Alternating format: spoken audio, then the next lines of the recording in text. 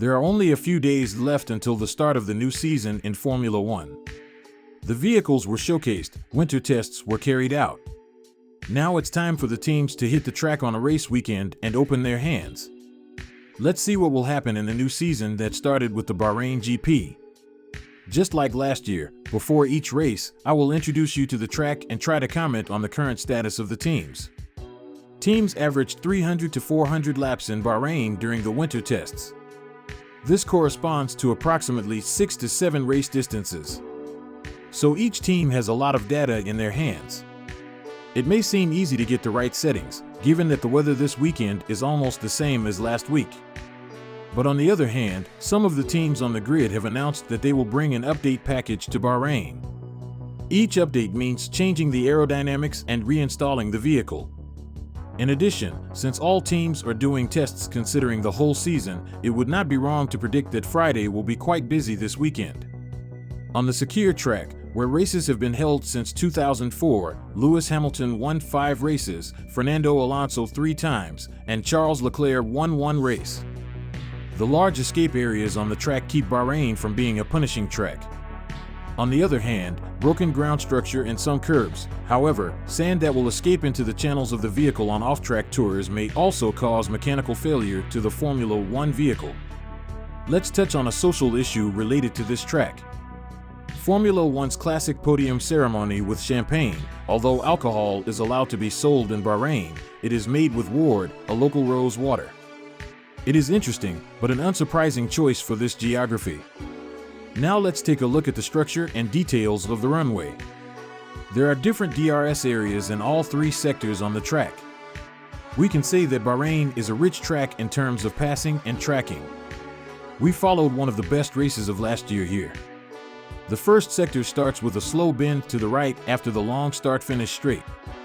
With the speed of the vehicles suddenly slowing down, we are likely to see vehicles touching each other at this point, especially at the start. In the flowing race, the same corner is a good point to try and reach the result. Then there's the straight that starts after a slow S-turn. At the end of the straight, there is the 4th turn, which is crossed at medium speeds. Drivers who are protruding at this corner are especially scrutinized. Afterwards, the second sector begins with its high-speed curves and its structure that questions aerodynamics. Especially in turn 10 in this sector, many pilots experience blockages and make mistakes. It's also a corner where he's prepared to attack. The performance of the vehicles in this sector can be the key to the race. In the third sector that follows, it is very important not to break away from the DRS distance of the tracked vehicle. As I mentioned before, the start-finish plane is an excellent hunting ground. The combination of DRS and air lane effect here is inedible. Declaring a favorite for the track is not easy at the beginning of the season under normal conditions.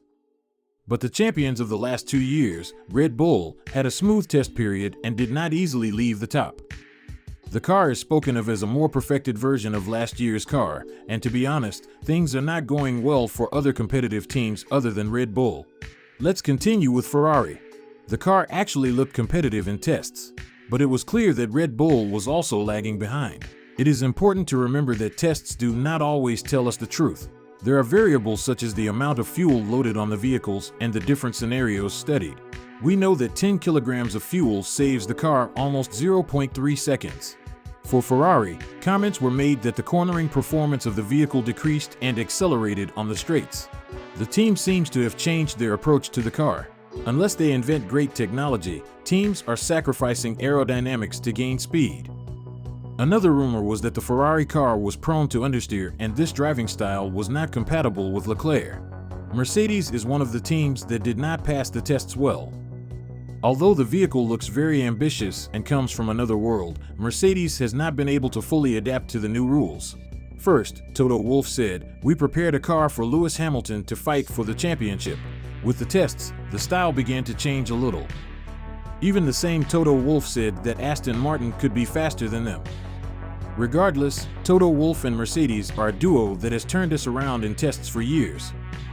Have to wait for the weekend. The biggest positive surprise of the tests was Aston Martin. It seems to show the result of Dan Fallows, the new transfer from Red Bull, starting his job and getting his hands on things. Fallows is already a student of Adrian Newey. Aston Martin, last year's green Red Bull, continued to follow this path. The steady results, especially in the long stints of Fernando Alonso, excited the audience. This weekend's surprise egg could be Aston Martin. There was an interesting atmosphere in Alpine. They became perhaps the most unpredictable set of tests. With the changing suspension architecture of the vehicle, their constant adjustment changes caused them not to go many laps. They were 40 to 50 laps behind their opponents. Another interesting point was that the 8th gear was almost never used when the laps of the pilots were watched on the onboard images of the vehicle. Pierre Gasly finished 17th in the general classification and Esteban Ocon finished 20th. After all these negative images, the positive comments made by the pilots about the vehicle became another point of this unpredictability. The team's technical chief confirmed that the team will receive a noticeable update to Bahrain. Let's see what will come out of here. McLaren had a similar scenario. McLaren was the team that completed the fewest laps in the tests. The team also acknowledged that there were some problems with the car and that things were not going well. I was very surprised when team principal Andreas Seidel left the team. I can't help but wonder if that's why. Will Buxton's announcement that he witnessed Norris punch walls lowers expectations a lot?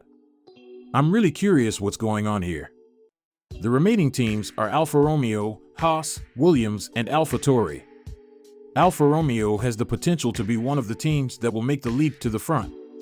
Together with Haas, they were among the teams that started the year fast. Probably these 4 teams will be fighting each other throughout the year.